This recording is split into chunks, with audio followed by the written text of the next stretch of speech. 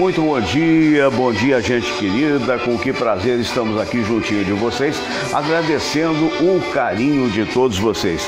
Logo na abertura do programa, eu quero agradecer a todos que estão procurando por Fernando Sérgio, por programa Fernando Sérgio, ou mesmo procurando por Fernando Sérgio YouTuber, essa maneira nova de se chamar o comunicador, porque quando é no YouTube, você passa a ser tido e havido como YouTuber.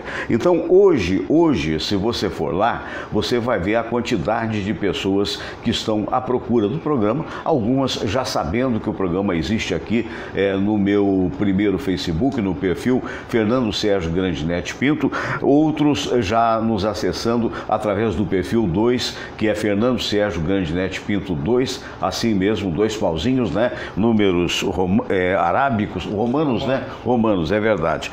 E também e outros acessando um pouquinho mais tarde, quando o programa vai para a página Fernando Sérgio Radialista. Agora, aqueles que acordam mais tarde podem ver e ouvir o nosso programa a partir de 11 horas da manhã na Rede Mais Esportes. É só você baixar o aplicativo, a Rede Mais Esportes, que atinge perto de 750 mil pessoas na Baixada Fluminense. Então, um trabalho muito bonito do nosso querido Michel Menai. Agora, hoje eu não sei, porque eu não acessei, você pode acessar e dizer para mim, eu não acessei o Google. Se você botar no Google, programa Fernando Sérgio, ontem dava em torno de 29 milhões de procuras. E a gente fica muito feliz com isso. Tá chegando gente aí. Samira, vai lá, por favor. A gente está aqui fazendo um fato novo. Nós estamos aqui em Super HD, né, que é uma imagem ainda melhor do que aquela que você vinha recebendo. E agradecendo também a colaboração do Drymark, né, do nosso amigo Duda, do Rafael Oliveira, também do Felipe Costa, tanta gente boa que está nos ajudando. E, sobretudo, aqueles que nos prestigiam a nível aí do desenvolvimento comercial, né? A primeira de todas foi a Espadas Katana, espadascatana.com.br, onde você encontra as melhores espadas importadas do Oriente, espadascatana.com.br. E mais do que isso, né, você vai encontrar também na parte internacional. Alô, Jorge Trigo, você que mora em Portugal. Alô, Tônia Elizabeth, você que mora em Miami. Alô, Marco Silva, sempre presente. Estou tão feliz. Marco andou meio sumido, agora está todos os dias aí opinando, brincando. Outro dia eu estava eu e o Lorimar aqui, ele disse, olha, se eu ganhar na loteria norte-americana, eu vou comprar uma peruca para vocês. Eu agradeci, a gente pode mandar pelo correio que a gente agradece. Não sei se vou usar. Está chegando aí nosso querido Dr. Silvio Provenzano, um dos maiores médicos do Rio de Janeiro, nosso querido amigo. Aqui à minha direita está também o nosso querido Dr. Luiz Aibinder, que é psicólogo dos mais queridos, que hoje vai ter que sair um pouquinho mais cedo, né, doutor? Bom dia, prazer em recebê-lo aqui. Prazer todo meu estar aqui sempre. É o nosso querido amigo, uma pessoa de extrema capacidade e de grande sabedoria. Eu fico muito honrado com sua presença, pode ter certeza disso. Como esses dois também, dessa figura impoluta de caráter sem jaça, que é o nosso querido Pedro Carlos, doutor, professor. Quem faz pós-doutorado é o quê? Pós-doutorando? Não, você já é pós-doutorado mesmo, né? Qual é a indicação aí na frente? Pós-doutor, PhD. Não, nós falamos PhD, mas se você for na origem de tudo, o PhD, que é como... PhD, Philosopher Doctor. Isso é equivalente ao nosso doutorado aqui no Brasil. Sei. Então, como você dá um passo à frente. Não, o pós-doutor é um passo à frente, mas só que a gente não tem esse título de pós-doutor. Você é doutor. Aqui no Brasil Você é doutor multipoliplus. Você sabe por que se chama PhD? Por quê? Por favor. Philosophical Doctor. Porque todas as ciências eram reunidas dentro da filosofia. Certo. E com o tempo elas foram evoluindo, feito galhos de uma árvore. Ganhando suas... Então, quando que você bacana. Filósofo em matemática. Filósofo doutor em matemática, filósofo doutor nisso, filósofo doutor naquilo. Né? Que bacana. Muito bem. Porque todos os... Né, conforme alguém colocou.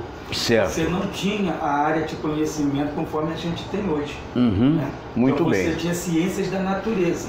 Certo. Não, mas antes era filosofia. Então, e dentro das ciências da natureza, eu estudava ciências da natureza por onde? Pela filosofia. Pela filosofia. Por disciplinas. O último galho que nasceu dessa árvore foi a psicologia. Olha que coisa interessante. Tá vendo?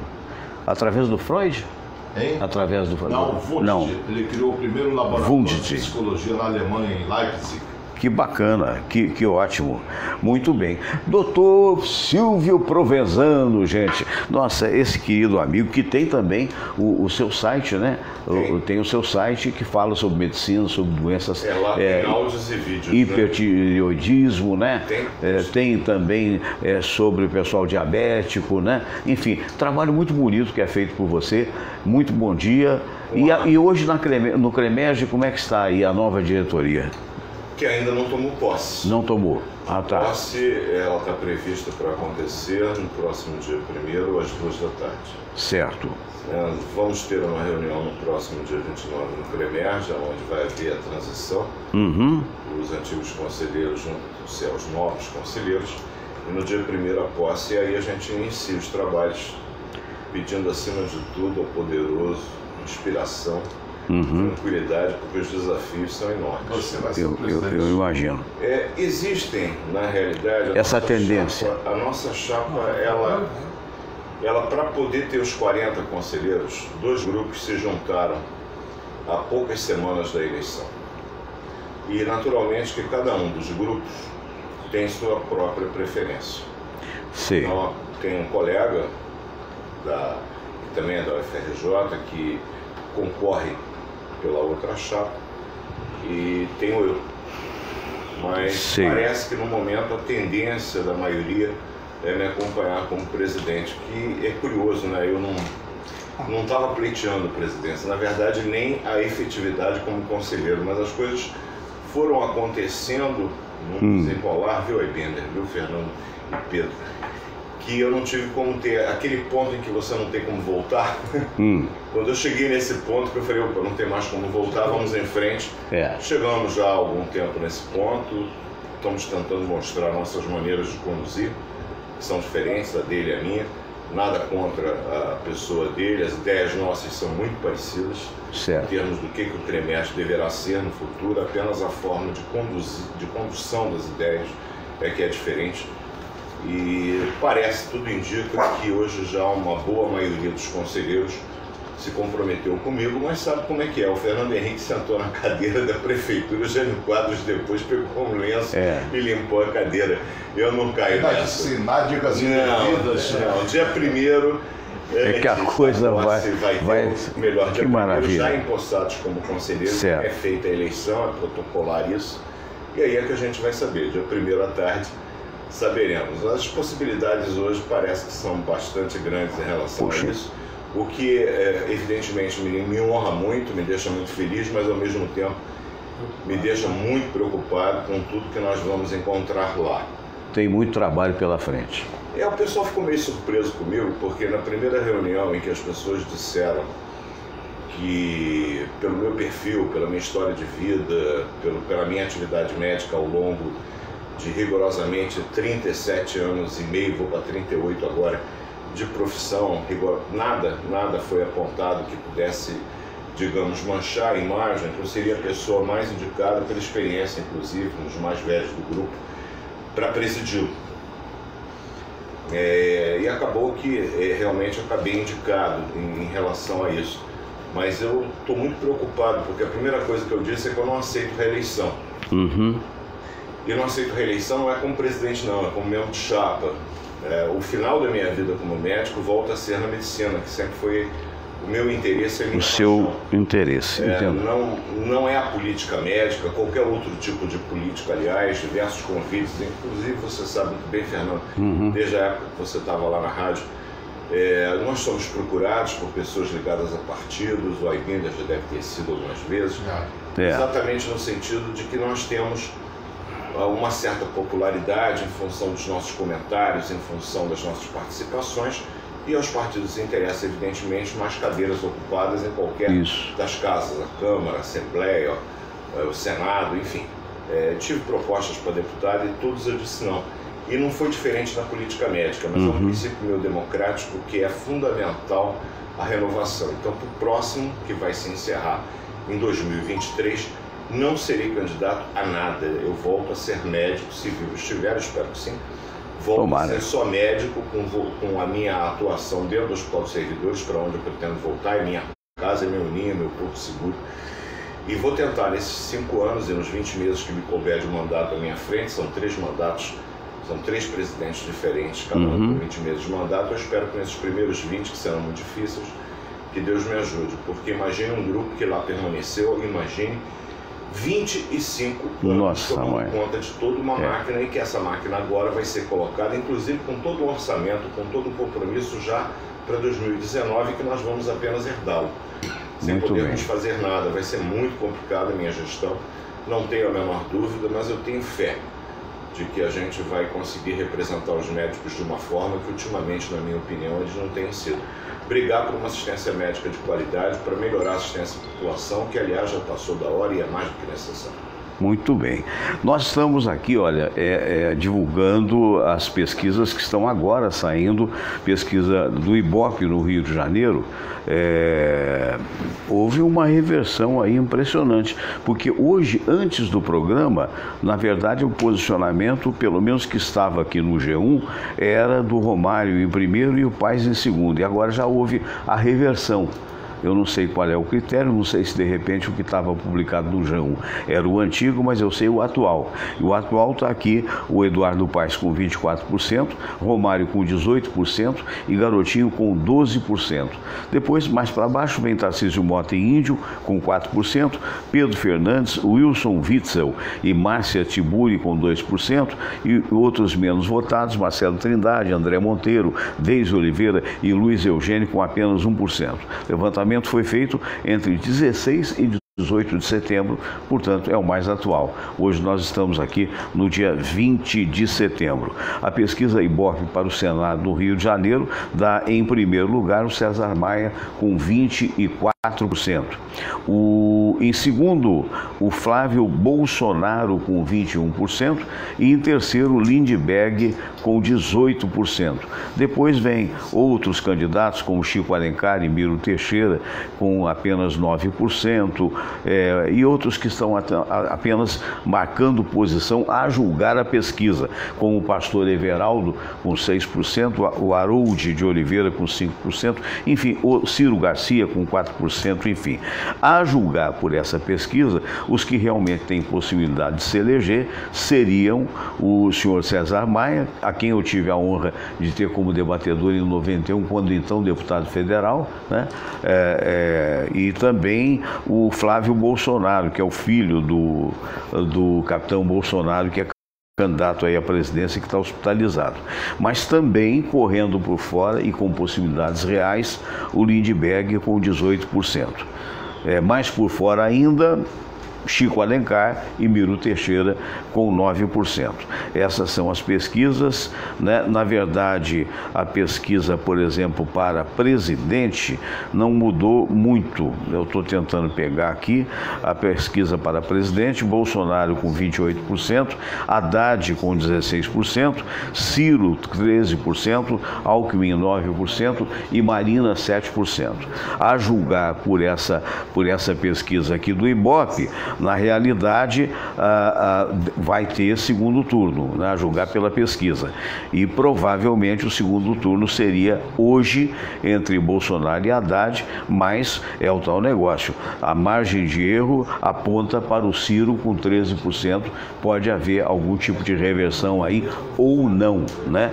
E a grande pergunta é o seguinte: no segundo turno, quais as migrações? Quem é que vai migrar para quem? Não é? Porque a gente sabe que necessariamente aquele que vota, digamos, por exemplo, no Ciro, necessariamente não vai votar no Haddad, ou vai. Aquele que vota na Marina não vai ou vai.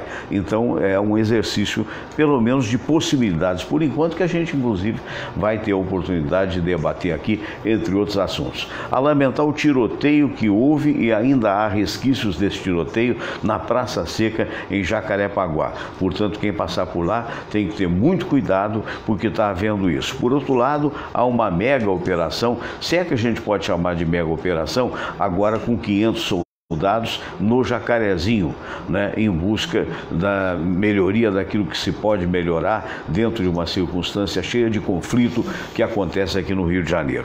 Eu queria lembrar do Caçador. O Caçador é o melhor restaurante da Tijuca. Caçador fica na Rua Pareto, 42. Um abraço para os amigos, para o Joaquim, um abraço para o Ari e também para o Maurício. Quero mandar um abraço também para o pessoal lá da Camélia Flores, meu amigo Álvaro da Camélia, amigo de tantos anos, grande flamenguista ele, né? O Alvinho, seu filho. Alô, Alvinho, um abraço. O Serginho também, a todos um abraço. E o Robertinho, que atende todo mundo com a melhor qualidade. Camélia Flores fica no Mercado das Flores. Queria também dizer que se você vai fazer seguro, faça como eu. Procure Bradesco Seguros. Bradesco Seguros é garantia de atendimento, de qualidade e, sobretudo, de seriedade. Bradesco Online. E quero também agradecer o vinho que recebi. Eu fiz até um vídeo especial da Rotunda Vinhos, né? Muito obrigado. Um vinho português, vindo lá da região do Douro, opa, e que realmente é uma delícia de vinho, né? Então, um grande abraço ao pessoal da Rotunda. Quem me veio trazer em mãos esse presente foi, na verdade, o casal, o nosso Mário José com a nossa Márcia Miranda. Então, muito obrigado a todos pela gentileza. Bem, amigos, daqui a pouco a gente começa o debate. Nós vamos fazer aquela pausa que refresca, aquele momento de oração. Eu sempre agradeço nesse momento o trabalho muito bonito que foi desenvolvido de som pelo Jorge da Mata, que hoje é o diretor proprietário da Alternativa FM. Alô, Jorge da Mata. E também pelo Marlon Jordão Boscarino, que ainda hoje é operador da nossa querida Rádio Tupi do Rio de Janeiro. Muito bem. E mais do que isso, as imagens foram montadas pelo nosso querido Luciano Gomes, lá em Pedrinópolis, Minas Gerais, e que me enviou esse trabalho bonito que acaba sendo concluído na Prece de Cáritas e no Pai Nosso. Que possa esse momento ser um momento que, na realidade, nos inspire no dia que a gente está seguindo. Vamos, então, ao momento da Prece de Cáritas.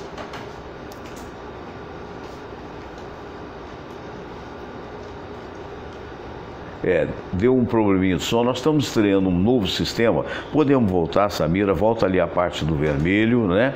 E vamos ver o que houve com o som. Logo no momento que eu elogiei o som, mas a falha não foi o problema que a gente ainda está aprendendo a mexer aqui. Vamos com calma. E daqui o computador agora.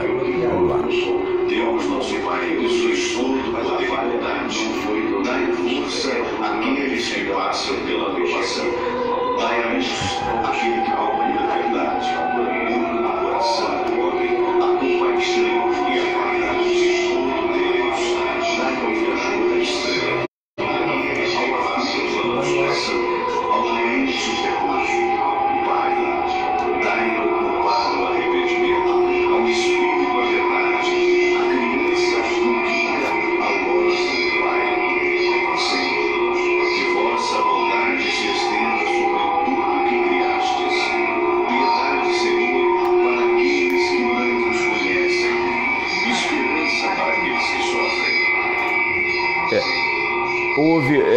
Eu não sei qual é o reverb que está dando aqui, mas eu vou pedir a Samira, vamos começar tudo de novo, né? O programa é ao vivo, vocês vão me desculpar, e a gente, como eu te falei, nós estamos estreando um tipo de sistema hoje, Super HD, e como tudo que é estreia, ontem a gente ficou até quase 2 horas da manhã ensaiando, mas a gente sabia que eventualmente vai acontecer algum tipo de probleminha. Mas vamos então tentar recomeçar para que você tenha realmente a inteireza, porque estava havendo 2 sons, né? Um superpondo o outro. Então, como a gente não tem a necessidade de acertar sempre, o programa é ao vivo, vamos ver agora se vai. Samira, bota primeiro o som enquanto eu falo aqui, porque aí não tem...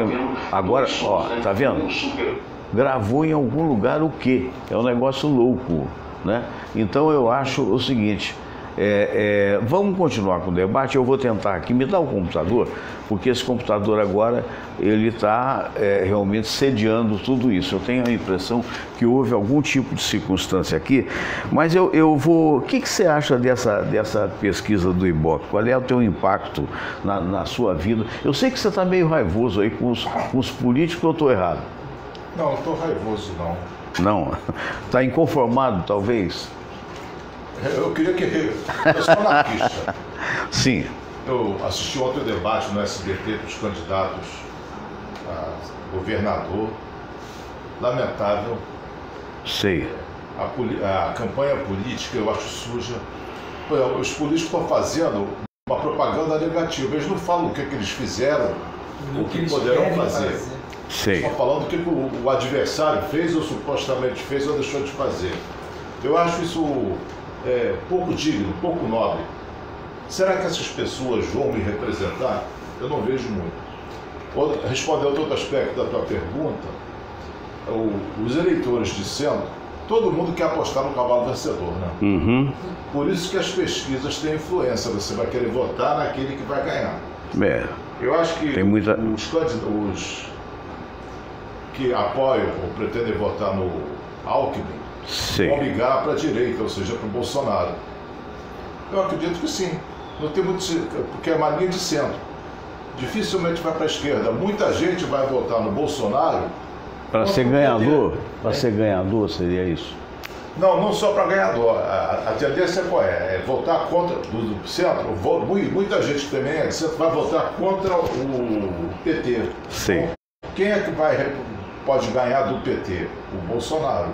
Eu acredito que vai haver um aumento razoável, progressivo das pesquisas pro lado do Bolsonaro, porque as pessoas vão desistindo do Alckmin porque não teria chance de vencer.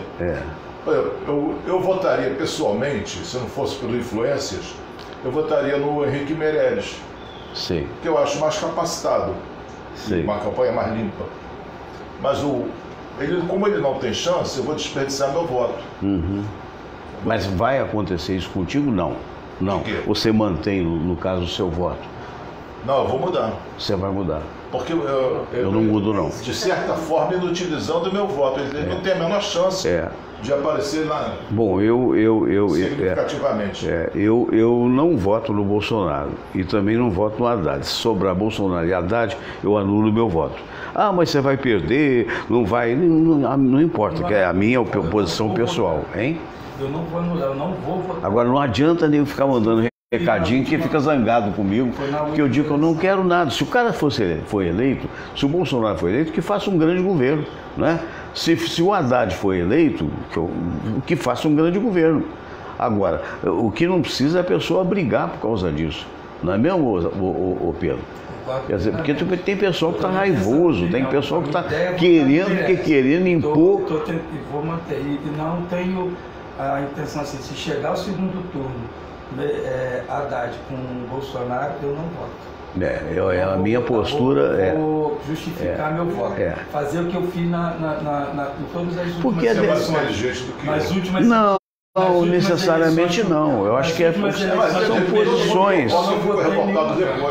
São posições pessoais, né? Eu, por exemplo, tem gente que talvez, outro dia uma moça, mas o cara fala palavrão, mas quem não fala? Né? É uma hipocrisia a pessoa achar que eu, por exemplo, vou votar no Ciro Gomes por uma questão de coerência. Porque na época do Brizola, eu votei no Brizola. Né? Eu sempre fui simpático ao PDT. Né? Tive a oportunidade eu tenho, inclusive ontem mostrei foto, que essas coisas é bom mostrar, eu tive a oportunidade de receber e fazer a primeira entrevista com o Brizola em 1982 pela Rádio Tupi, designado que fui pelo Alfredo Raimundo. Não é? Então foi um homem honesto, batalhador, que teve problemas, teve dificuldades, o segundo governo não foi lá essas coisas, as pessoas são humanas. Mas ninguém tem que ficar com raiva porque você é petista ou não, porque você como é que chama, Bolsonaro ou não, são questão de preferência pessoal. Quer dizer, a Binder acha o Meirelles que talvez seja o mais preparado. Eu particularmente acho, até por questão de experiência de governança, que o Ciro, apesar desse gênio que às vezes ele explode, seria mais preparado. O outro vai achar que é o Bolsonaro, que eu, enfim, cada qual tem o seu cada qual. Se de opinião, não teria corrida de cavalo. É verdade. Agora, eu estou vendo o nosso querido doutor Silvio, assim, pensativo, com uma expressão reflexiva, né? Prendendo o lábio superior. O que virá daí? Essa é a pergunta. O que esses três malucos estão falando? Ele tá numa expressão de discordância silenciosa. O que esses três estão falando? Dentro de um espírito democrático que viva a diversidade. Se todos pensassem igual, que chatura que esse é o mundo. Exatamente. Vencedor, né? Não é apresentação. Em termos de experiência, indiscutivelmente, o Alckmin. Sim, também. Duas vezes governou a maior cidade da América Latina e o Estado. É verdade. Então, a experiência de gestão executiva, o Alckmin, que é uma pessoa que tem no seu passado uma série de coisas duvidosas. Também. Então já fica o sinal, mas experiência de gestão, o Alckmin derruba o Ciro, derruba o Meirelles, derruba o próprio Haddad, que tem como experiência de gestão a Prefeitura de São Paulo, de onde ele saiu enxotado pelo povo. Não foi boa. Porque foi uma governança muito ruim dentro de um governo PT que o privilegiou. Ou seja, com todos os recursos a seu favor para fazer um governo, não conseguiu fazê-lo. Esse é o Haddad. Hoje colocado pelo próprio Lula como seu representante, como seu herdeiro. O Meirelles, enquanto ministro da Economia, ele conseguiu pelo menos frear um pouco aquele processo de derrocada que nós estávamos aqui no país, apesar de não ter conseguido, com as suas medidas, eliminar o que era a promessa dele, diminuir o desemprego, muito antes pelo contrário, porque ele pegou com 11 milhões e meio e já está entregando com mais de 14 milhões. Ou seja, aquelas medidas austeras que o Meirelles tomou no governo dele conseguiram controlar a inflação. A inflação, sim, mas não conseguiram devolver aquilo que era mais importante, que era o emprego a muita gente. O Ciro Gomes é uma pessoa que, há uns 6 meses atrás, disse que médico é igual sal, é branco barato. Isso está errado. Realmente. E ele namorou a Patrícia Pilar quando esta era minha vizinha. Certo. Não falo mais nada, mas é o único que eu não voto. Sei. Com toda certeza. Eu o conheci sem ser candidato a nada, sem ser governado a nada, apenas ele chegava lá para pegar. E quando a gente passa pela pessoa, a gente cruza a pessoa, a gente mais ou menos tem uma ideia do perfil da pessoa, mesmo que a gente converse. Nele eu não voto. A dona Marina só aparece de 4 em 4 anos para ser candidata, sempre com um discurso absolutamente pouco. E sempre repetitivo. O Bolsonaro, ele tem um discurso que não me agrada. A mim também não. Ele tem um discurso que é muito austero, mas ele conseguiu uma proeza, ele reuniu em torno de si um sentimento anti-PT. Ele conseguiu isso, era a intenção dele. A intenção dele é tipo assim, olha, a oposição ao PT, a oposição há praticamente 16 anos, tem o Temer, mas o Temer foi escolhido pelo PT, não importa, é o segmento do governo. Eu represento aqueles que se opõem a tudo aquilo que fizeram no país, apoiando Venezuela, apoiando o governo cubano, apoiando Guiné-Bissau. Ele criou esse discurso, criou essa mensagem de paladino a favor das liberdades. Eu me pergunto que liberdade é essa, com algumas falas que ele faz, que me preocupa muito. Então eu tenho, com relação ao pensamento bolsonarista, algumas diferenças. Mas ele teve, pelo menos, a capacidade de aglutinar milhões de seguidores. O pessoal da direita, né? Tem um ou centro-direita. As coisas perpetradas pelo PT em vários mandatos sucessivos, o que reforça a minha tese que reeleger o mesmo partido de uma estupidez que não tem tamanho. Essa é a minha tese. Eu acho que oxigenar o poder é fundamental. Agora, você acha que o Bolsonaro ganha? Você acha que o Bolsonaro leva? Eu acho que ele tem hoje um grupo de pessoas com ódio tão mortal ao Lula e ao PT e a tudo que eles fizeram de ruim, fizeram muita coisa de ruim, que é capaz dele conseguir aglutinar no nome dele. A ida para o segundo turno me parece certa e é possível. quem vai para o segundo turno tem chance de ganhar. Engraçado, eu tenho uma percepção... Ainda para o segundo turno, então tem chance de ganhar. Qual é a percepção que você tem, o meu caro professor Pedro Carlos? Eu vejo o Bolsonaro... Do segundo turno. Eu vejo o Bolsonaro um fantoche. Também, eu sei disso. Eu tenho absoluta convicção disso. E o que é pior, ele tem um vice-presidente que é mais complicado ainda. É mais complicado ainda. Mas é esse paladino aí que o Silvio falou. No segundo mandato de Lula, de Dilma, quando a coisa entrou em derrocado, precisavam de ter um para-raio, né, para poder descarregar tudo aquilo ali. Uhum. E para isso você cria um que começa a falar tudo aquilo que o povo quer falar. Isso aconteceu com Lula lá atrás, se a gente for pegar aí mais forte, né? Precisavam de fazer lá no militarismo, a brigas, aquela coisa toda, colocaram ele lá como destaque, e aquilo foi crescendo até chegar no que a gente chegou. E eu vejo o Bolsonaro a mesma situação, o filme se repetindo. Então você tinha que ter aí... Fantoche de quem? Você tinha que ter aí uma pessoa para poder... Fantoche, muito provavelmente, o pessoal de pensamento autoritário... Fantoche é o Haddad. Pode ser. É verdade. Uma coisa que eu prezo no Bolsonaro é a autenticidade. Aí que tá, eu não vejo isso. Ele não joga pra plateia. Eu não vejo isso. Não vejo isso, não vejo. É tudo montado. Não, e acontece o seguinte, o cara que foi... Aquilo que o povo quer. O cara que foi... Teve falar de segurança, porque tá isso, tá aquilo. E ele tá falando isso aí desde 1900 e ontem. Ele está falando que todo mundo quer ouvir. Até agora nenhum deles falaram o que veio a fazer. Por exemplo, eu posso... Você está me convencendo a votar no Bolsonaro. Fazer aliança com quem? Fazer aliança com o político. Mas eu acho que aí não se trata nem de convencer ou não. A vontade é livre.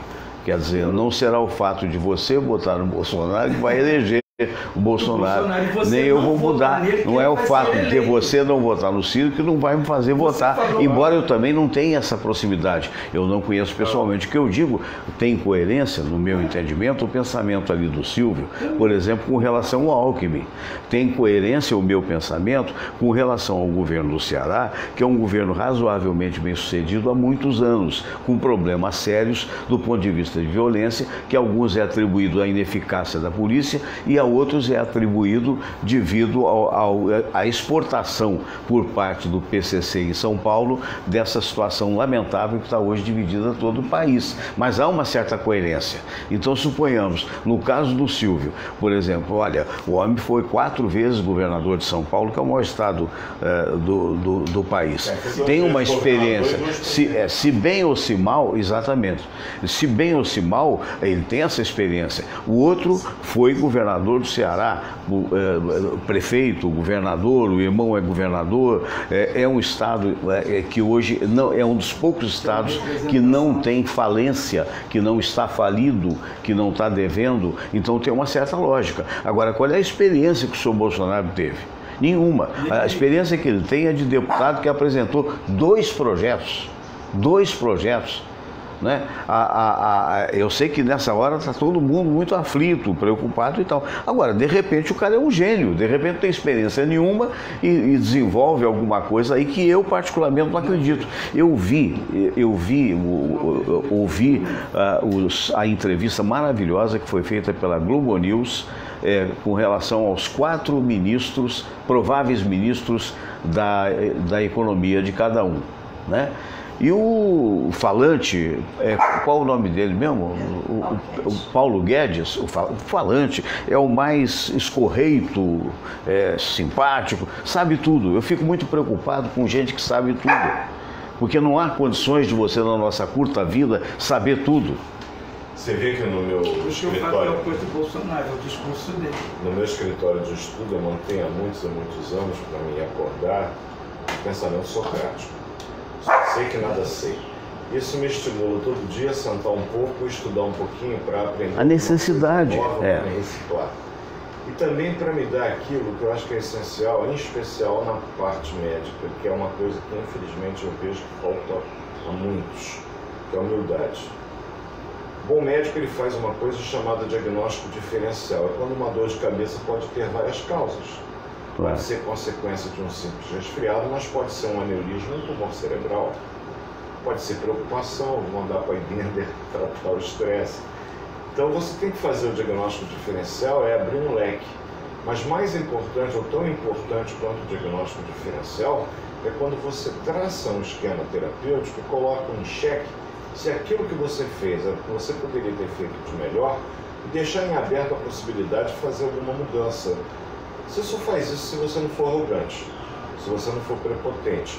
Quando você assume que você não é o senhor de toda a verdade, por mais que você até gostasse de ser, mas você tem que assumir isso. Por isso que eu só sei que nada sei. Quando chega um indivíduo para mim, com essa demonstração de que eu sei tudo, eu consigo tudo, por mais preparado que ele seja, ou por mais que ele tenha até tentado se preparar, isso me assusta.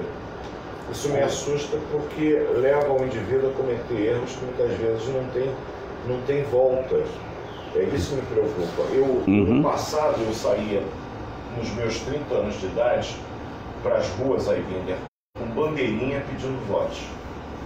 Nos meus 50 anos, eu já não saía mais com bandeirinha, mas eu defendia com muita convicção o que eu acreditava e o que eu achava melhor. Eu me vejo numa situação, na minha primeira eleição pós-60, onde eu me lembro do meu pai. Descrente, quase que um agnóstico. Eu acho que é uma situação quase que do Brasil hoje, né? Se você perguntar, você falou que o Alckmin é o mais bem preparado. Sim, curricularmente falando, se currículo tem um valor, sim. Você vota nele? Não. Mas por que você não vota se ele é o mais bem preparado? Que aí outros fatores também. De que uma vez no governo, ele não vai se deixar envolver por problemas como aconteceram em São Paulo, que eu não gostaria que fossem repetidos no Brasil, basta os anos em que Lula e Dilma lá estiveram, com acordos, com empreiteiros, porque ele está nesse esquema também. Tudo indica que sim, malgrado nenhuma prova real, concreta ter sido apurada, até onde a gente sabe, mas era o mesmo grupo. Ou você acha que Fernando Henrique Cardoso, Luiz Inácio Lula da Silva não sentam na mesma mesa? Não tem alguma proximidade. Eu vejo, por exemplo, pessoas da mesma família brigarem de ferro e faca por conta de políticos. Bolsonaro, Haddad, Ciro. Calma, né? Eu vejo, eu discordo do pensamento da minha adorada irmã. Eu consigo discordar do pensamento da Paula, em termos de votar. Mas nenhum deles merece que a gente sequer leve o tom de voz. Claro que não, exatamente.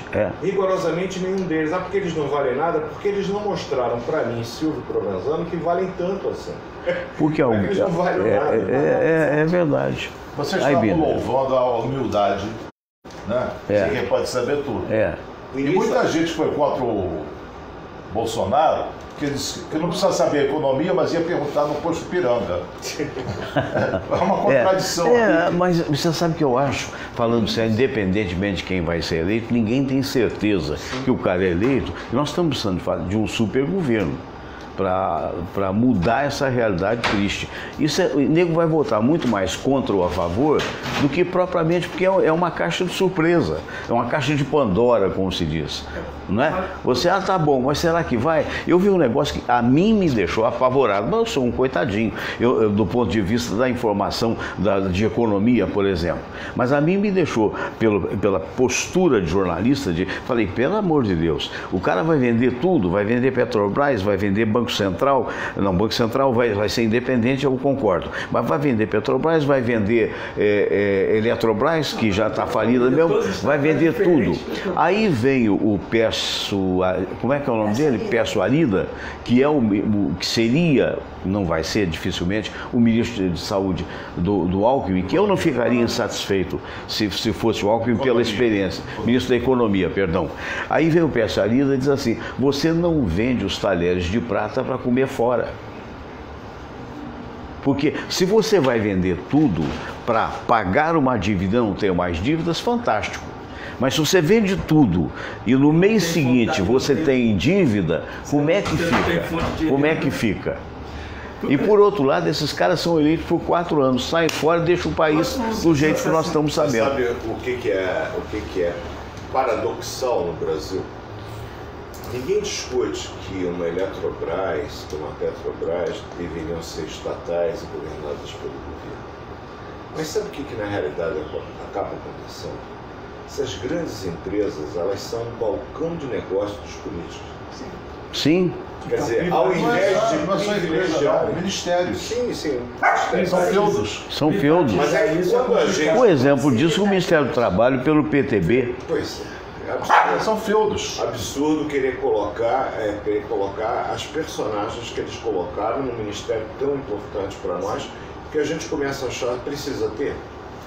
De repente não precisa, é um ministério de... A Petrobras.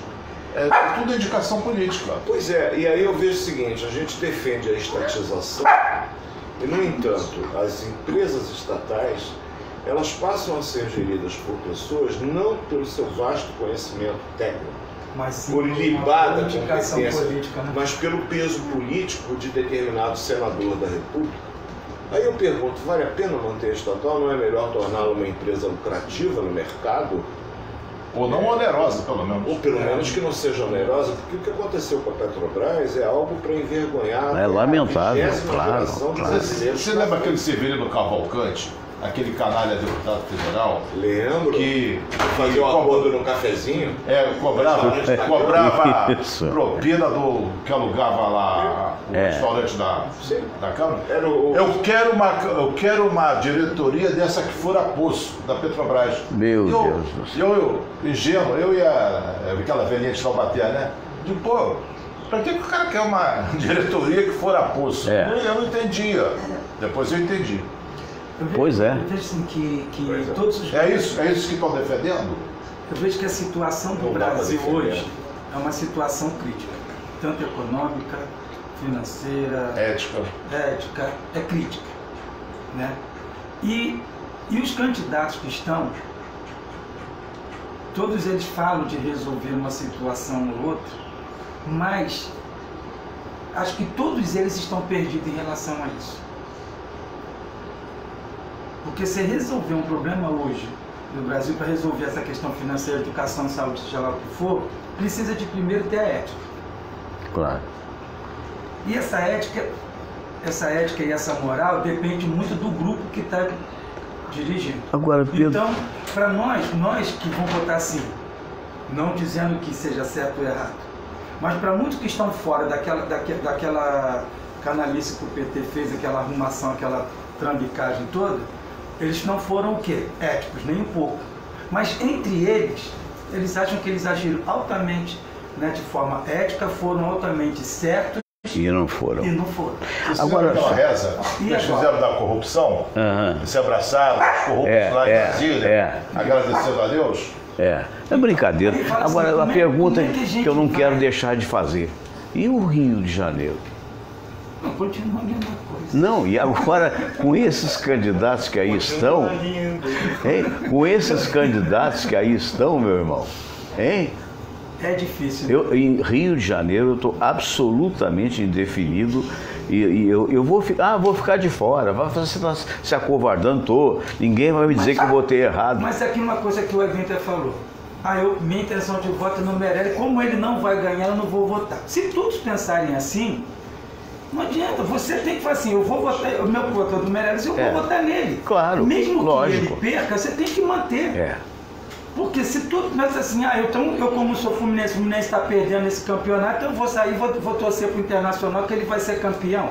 E aí? Cadê a fidelidade do seu pensamento? A fidelidade do meu pensamento está no anti-PT. Eu não vou votar, vou votar naquele. Então vota no seu Meirelles, acabou. Se ele agora, vai ganhar eu ou não, tenho, se ele vai ganhar ou uma... não importa. Vamos, não importa. Não importa. Não importa quem vai ganhar. Não importa quem você vai votar. Porque se você votar nele, eu votei no Meirelles, beleza, eu tenho minha opinião, votei nele por isso. Fulano ganhou. Beleza, está fazendo direito. Agora, vocês não estão analisando, vocês não estão analisando. Analisar quem ganhou, a minha posição coisa, é clara. Posição é outra. Eu voto contra o PT. No segundo turno, pensamento. você pode até fazer isso. É um pensamento. Agora, o detalhe, até porque pode surpreender. No episódio Brizola, vocês se lembram, na época as pesquisas davam ele em 5º lugar e ele acabou ganhando a eleição. Que pode acontecer. Começou com 2%. Exatamente, pode acontecer. Eu concordo com ele que no primeiro turno você vai na coerência do seu pensamento. E no segundo turno é o tal do voto útil. Mas esse voto útil, da mesma forma que pode ser analisado, como foi analisado pelo Aibinder aqui com relação ao Bolsonaro, pode ser analisado com relação ao segundo, que seja o Haddad ou que seja Ciro, digamos assim. Por quê? Porque a tendência dos pensamentos de centro-esquerda são muito mais serem aglutinados junto a um pensamento de esquerda do que propriamente um pensamento de direita. Discutivelmente, Fernando... Não tem lógica? Quem tem uma ideologia mais à esquerda tem o Ciro seu melhor representante. E é o que vai acabar acontecendo. Não acho que vai chegar. Eu vou ser coerente com o meu voto. Não acho que vai chegar. Por mais que eu discorde dele enquanto pessoa, por mais que eu discorde dele enquanto ideias que ele tem defendido, eu entendo que dos tão despreparados à esquerda, o menos pior é ele. Seria ele. Agora, é aquela história.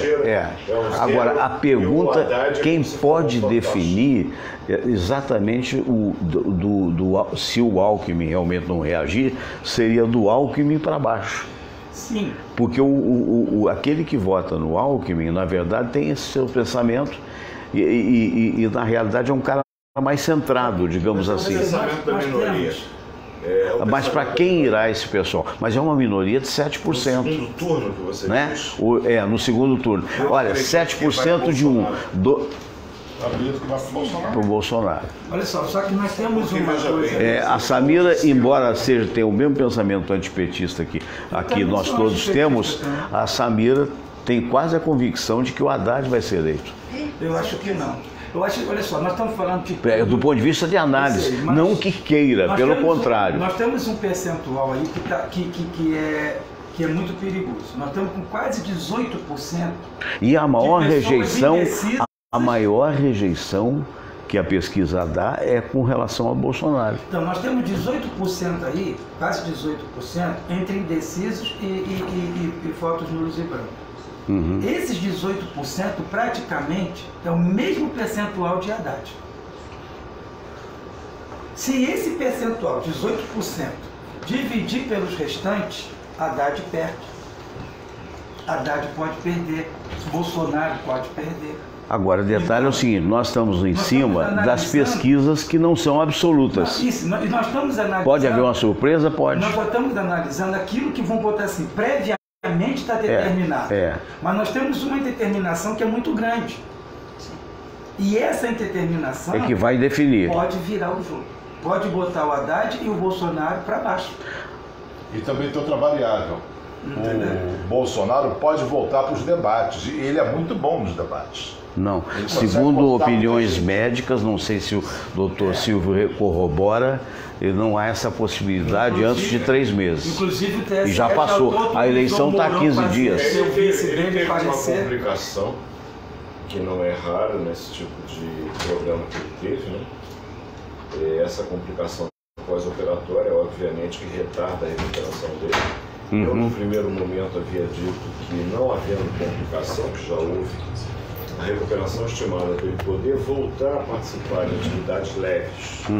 Atividades leves não são comícios em rua. Atividades leves são atividades nem mesmo de debate. Nem debate. Sabe por quê? Porque num debate você fica lá 2, 3 horas em pé. Num caso de estresse, como médico, eu não recomendaria. Mas em 15 a 30 dias ele teria como voltar ao escritório e pelo menos comandar a campanha à distância. Teve uma intercorrência, obviamente, que o prazo agora se alonga para 90 dias no mínimo. Sendo que ainda terá mais uma operação. para correção do tráfego intestinal. Essa segunda operação pode ser adiada até depois da cirurgia. Sim. Você pode fazer num prazo mínimo de 90 dias a cirurgia de reconstrução, mas pode fazer até com 10 anos. Então não é obrigatório ser com 90 dias. Ela é uma segunda cirurgia eletiva apenas para tirar aquela... O nosso Aibinder, né? Está na sua hora, né? Tá na minha hora. Tem uma consulta, ele vai se retirar mais cedo, um pouquinho. Né? Vamos nesse momento acompanhar esse nosso querido amigo. Bom trabalho. Aibinder, bom trabalho, muito obrigado por ter vindo aqui hoje. A gente vai continuar um pouquinho mais, porque esse assunto está interessante. O Todinho está nesse momento impedindo aí esse momento aí de passagem. Opa, deixa eu só ver aqui, abrir para... verdade. Vamos lá, Aibinder, por favor. Mas continuando o raciocínio do nosso Dr. Silvio. Obrigado, Aibinder, um abraço, vai com Deus. Bom dia. Namastê. Namastê. Vamos lá. Em termos de raciocínio da recuperação do Bolsonaro, ele não precisa se operar em 90 dias. Ele pode, obviamente, para a reconstrução do trânsito, aguardar um tempo maior para isso. Agora, a grande dúvida que eu tenho, honestamente, com relação a esse atentado que o Bolsonaro sofreu, é o que de fato aconteceu com aquele ato absolutamente insano. Louco, absurdo. Um indivíduo que tem uma história, eu diria, digna de um filme... um filme de mistério. Me lembro dos grandes filmes de mistério, mas esqueci o nome do careca. Do Hitchcock. Alfred Hitchcock. O Hitchcock talvez tivesse em mãos uma tese interessante para desenvolver um filme, porque, até onde soubemos, era um indivíduo que teve no passado uma filiação partidária, não interessa o partido que ele teve, mas enfim, teve uma filiação do qual ele se desligou, foi desligado, não sei também as condições.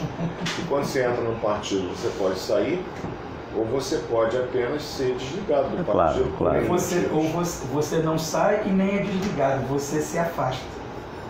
Pelo visto ele foi desligado. Não, assim, quando você afasta, as pessoas assim se desligou e de repente não.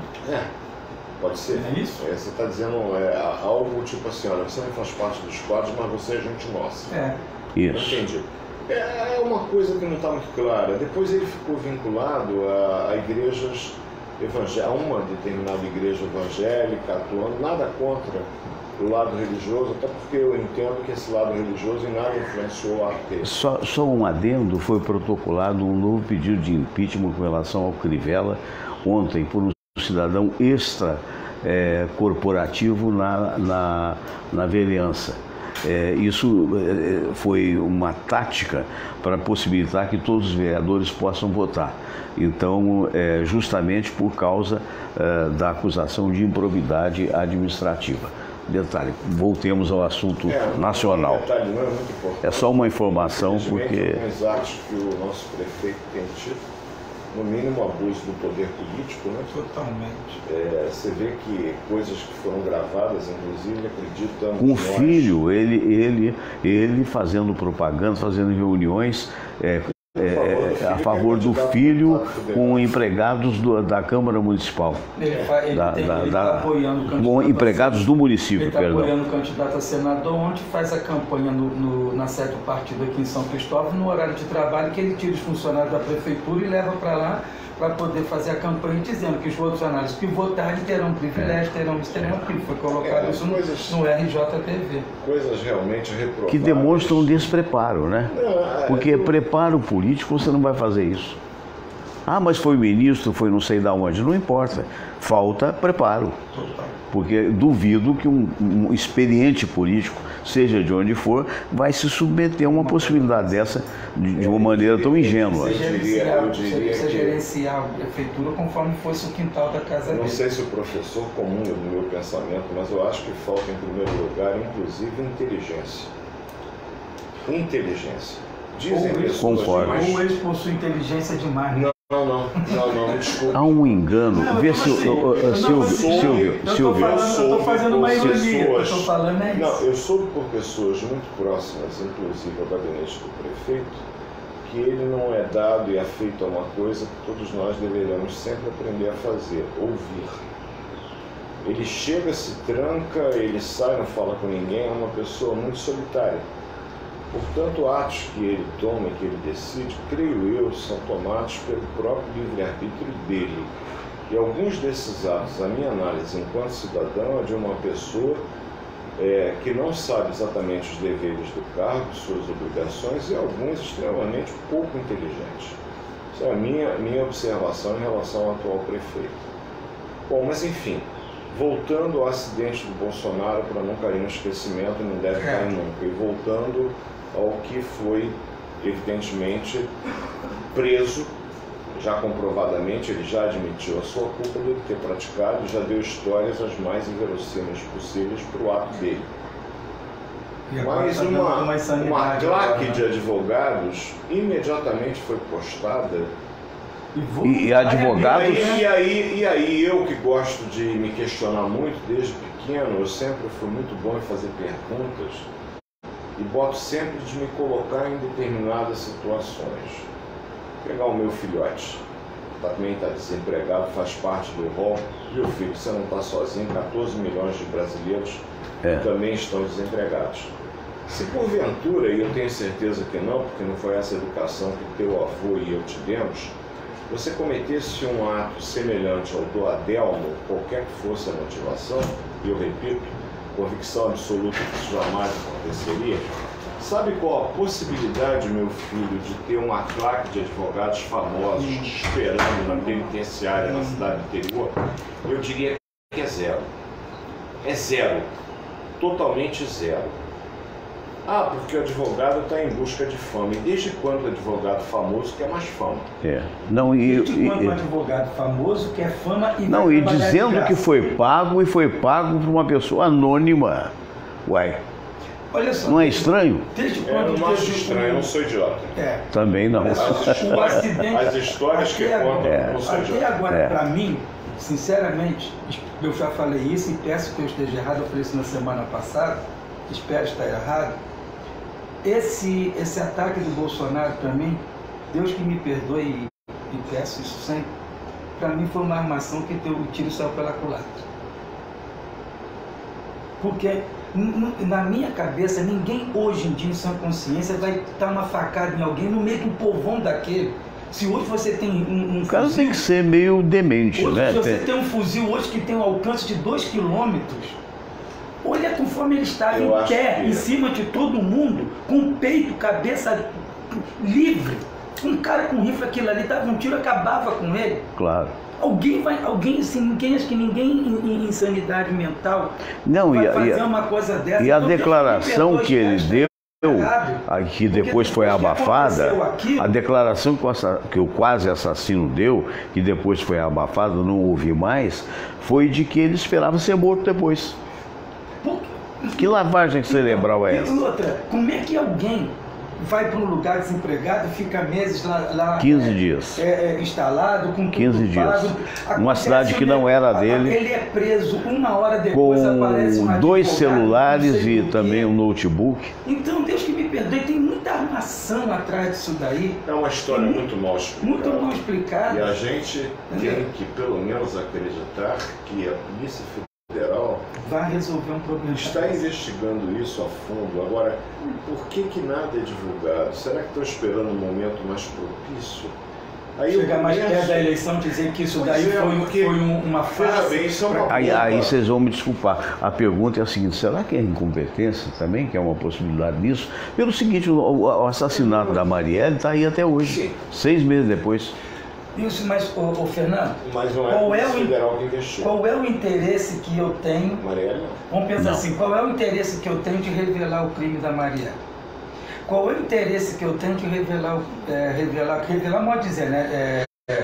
Resolver o problema do Bolsonaro. Mas aí a pergunta... Tem uns interesses políticos aí atrás... Pois não, com certeza aquilo ali não é obra de um só, não. De um só. E não é, como botar assim, não é uma coisa pequena, uma coisa de qualquer um. E é um direito da população saber. Se a polícia já conseguiu alguns indícios... E indicar isso. Desde que a divulgação desses indícios não sirva para atrapalhar o restante das investigações, mas está mais do que na hora de alguma coisa ser divulgada.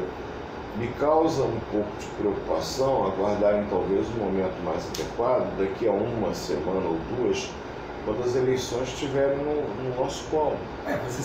Semana que vem. No chamado segundo turno, você acha? Não, primeiro turno. No primeiro ainda. No primeiro turno. Imagine que descobrem que, de repente, por trás disso foi uma grande armação do próprio Bolsonaro. Eu estou pensando... Ou imagine que isso aí foi a mando do PT, que hoje tem o Haddad como candidato. Inclusive, aí é que eu quero dizer, o que eu quero dizer é o seguinte, a gente tem, eu notadamente tenho recebido, porque são milhares de pessoas que eu tenho no Zap, diga-se de passagem, e a gente observa determinados segmentos políticos fazendo uma coisa absurda. Porque a ser do PT ou a ser do Bolsonaro, o que não é justo é você colocar um fake, você colocar, por exemplo, colocar a cabeça do cara ao lado de uma turma do Lula, que nitidamente aquilo foi, inclusive, digamos assim, montagem. Quer dizer, aí só complica mais ainda. Porque o povão não quer nem saber. O cara, tá vendo? Tá lá o cara. Mas você vê pela diferença Qualquer hipótese hoje não pode ser descartada. Não. Será que há alguém do lado do Bolsonaro inconformado com ele que preferia, de repente, o general Mourão à frente? Pois é, porque... E a forma de tornar o general Mourão elegível como presidente inclusive. Será que não é o pessoal da esquerda revoltado com os ataques do Bolsonaro e viram que ele estava crescendo e resolveram eliminá-lo? Gente, nenhuma hipótese pode ser descartada. Ou será que o Bolsonaro o que nós estamos fazendo aqui como cidadãos é o que a polícia tem que estar fazendo. Será que eles não arrumam aquilo ali para promover? Da nossa cidadania. Estamos lendo aquele livro do Conan Doyle, Sherlock Holmes. Ou então... Nós, aprendizes de Sherlock. Fazendo o exercício de imaginação. Do que é possível, o que é verdade. O que é verdade. Pode ter alguém, não quero fulano, vai lá e tenta e não resolveu. Ele mesmo não estava lá abaixo com a pontuação dele. Mas aí se fosse o Bolsonaro, estaria até com receio dos meus próprios aliados. Mas, será que ele não está? Isso que eu ia falar. Não é? Quer dizer, gente, por favor, alô, você radical de direita e você radical de esquerda, sai fora, porque aqui nós não temos radicais. Nós estamos levantando possibilidades. A quem interessa isso? E de que maneira? Porque aquela história, de que maneira um cara entra numa situação dessa, no meio do povão, né? Sabendo que não sairia e dizendo, até pode ser da boca para fora, ele pode dizer assim, não, eu pensei que eu ia morrer. E as pessoas que o colocaram ali gostariam que ele morresse. E outra coisa também, vou botar assim, uma outra hipótese. Eu entro no meio de uma multidão daquela, o Bolsonaro está aqui com uma turma de segurança em volta. Segurança dos americanos. Não, e outra coisa, eu posso dizer, ou então chegando com o assassino, aí já é excesso de Conan Doyle, né? E de outros. Mas chegando para o assassino e convencendo o assassino que ele tinha uma tropa que o protegesse, você vai lá, faz, acontece que você vai ser protegido. Porém, percebendo a realidade, o mandante, de que ele seria morto. E não foi nem uma coisa nem outra. Mas não precisava nem ser morto, Fernando. Se o Bolsonaro está aqui com um grupo de segurança em volta, quando o assassino chegar, o segurança não vai deixar ele ir. Ele vai ser impedido. Se ele conseguir ir, ele é morto. Não, e outra coisa, então, a morte não deu certo por causa daquele rapaz que a PM em Juiz de Fora, que estava de folga, não foi nem a segurança dele, que segurou a manga do cara. Então, e aí, o golpe que era para o coração atingiu mais baixo. Então, isso foi dito aí. Assim, o especialista de segurança. Era para matar. Vamos pensar numa pior hipótese. Olha, eu vou planejar um ataque a mim. Então, Fernando, você vem me atacar, a minha segurança te segura, e eu viro o herói e a minha segurança não me deixou acontecer nada. Só que, de repente, isso não deu certo e a faca acabou entrando. O tiro saiu pela culatra. E aí? Pois é. Ou então era para a Vera. Era a Vera. Verdade. E apareceu aquele cara que estava de folga e tirou. Vão ser descartados, né? Nenhuma possibilidade. Tem que ser descartada. Pode ser descartada. Pode ser. Nenhuma delas pode não ser. Pode. Se quiser uma apuração honesta. Agora, isso, a meu ver, deixa mais claro ainda que vivemos tempos de dificuldade, de muita intolerância. Nossa, mãe, é verdade. Isso deixa mais claro que as pessoas estão agindo com a emoção e perdendo a razão. Esse é o perigo, esse é o perigo. Você votar em alguém pela emoção. Que é o que está acontecendo com o Bolsonaro. É o que está acontecendo, é verdade. É o que está acontecendo com o Dudu. Verdade. É o que está acontecendo com o Rorô. Porque na verdade você conhece o Dudu? Seu amigo. Meu não. Nós somos animais, biologicamente animais, não somos samambaias, somos animais, que são muito regulados por duas coisas que estão aqui em cima. Você sabe que o cérebro comanda tudo, a morte cerebral e a morte do indivíduo. O que tem no cérebro? O cérebro, eu diria que ele tem dois lados, eu lamento o Leibinder não estar aqui para ou me corroborar ou me corrigir, que seria mais provável. De um lado, eu diria a razão, do outro, a emoção. Os dois deveriam permanecer em proporções equilibradas, de tal maneira que eu não perca a emoção e não me torne um robô, uma pedra de gelo, extremamente racional. Olha como é que seria esse mundo. Racionalmente, meu caro Fernando, eu acho que pelo menos um carioca será rebaixado. Possibilidade. O meu está com séria possibilidade. Isso é razão. Acho que o Fluminense na não. Emoção, eu digo, não, que é isso, pá. Tem condição de sair. Mas na razão A emoção e a razão, elas normalmente têm que uma controlar a outra. E o que eu percebo com as pessoas, de modo geral, e pessoas que eu respeito, que eu admiro, que eu gosto muito, é que se deixam levar tanto pela emoção que vai embotando a razão. E quanto mais embotada a razão fica, mais o risco do caos futuro. Então hoje vivemos numa sociedade que beira a desorganização, uma sociedade onde a ideia de futuro é uma ideia que é um ponto de interrogação para todos nós, onde ainda hoje eu vejo pessoas próximas a mim planejando a ida para fora. Quer dizer, ao invés de reestruturar o país aonde nasceu e aonde cresceu e aonde viveu, eu estou arrumando as malas. E com desculpas que não são tão plausíveis. Eu estou indo embora por causa da segurança, mas e aí? Eu acho que está na hora da gente tentar ser, por mais difícil que seja, racionais, procurar analisar com muita tranquilidade os candidatos que nós temos, as opções que nós temos.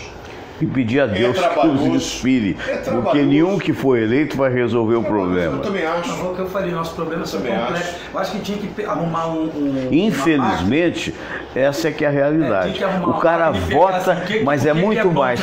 Mas o voto hoje é muito mais contra o voto contra, quer dizer, a favor do voto contra, do que propriamente pelo que vai fazer.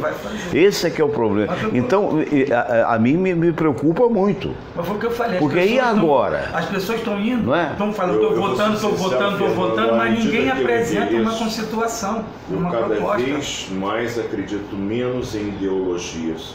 E gostaria de eu também concordo. Eu só queria quando eu me faz parte da vida. Mas você não pode deixar essa. Mas não pode ser radical. Ser correto? Que aí você não pode achar que o único cara que tenha talento é o cara de direita ou de esquerda ou mesmo do centro, porque é uma questão de conjugação de pessoas diferentes, mesmo dentro da própria ideologia. Você colocou uma coisa do cérebro que eu penso assim ao contrário, não fazendo nunca ouvi uma Webinter, né? Eu não concordo contigo.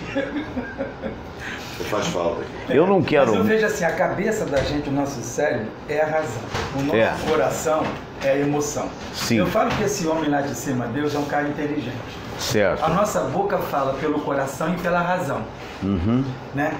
E se nós pegarmos a mão aqui e fizermos isso aqui, nós temos um palmo. Certo. E se fizermos aqui, temos um palmo. Ou seja, o coração e a razão, a emoção e a razão estão total equilíbrio por aqui. Às vezes a gente deixa isso aqui e acaba falando besteira, deixa isso daqui e acaba falando besteira. Então esse equilíbrio... Tem que haver um meio termo, é evidente. Eu não vejo o cérebro como assim, o lado da razão e da emoção, eu vejo a emoção e a razão. O cérebro tem os dois lados que tem que colocar a razão. Uma razão para o lado correto, uma razão pelo lado errado. E esse equilíbrio dessas razões tem que ter. E às vezes a emoção acaba levando as nossas razões por caminhos que são... Vamos torcer por dias melhores.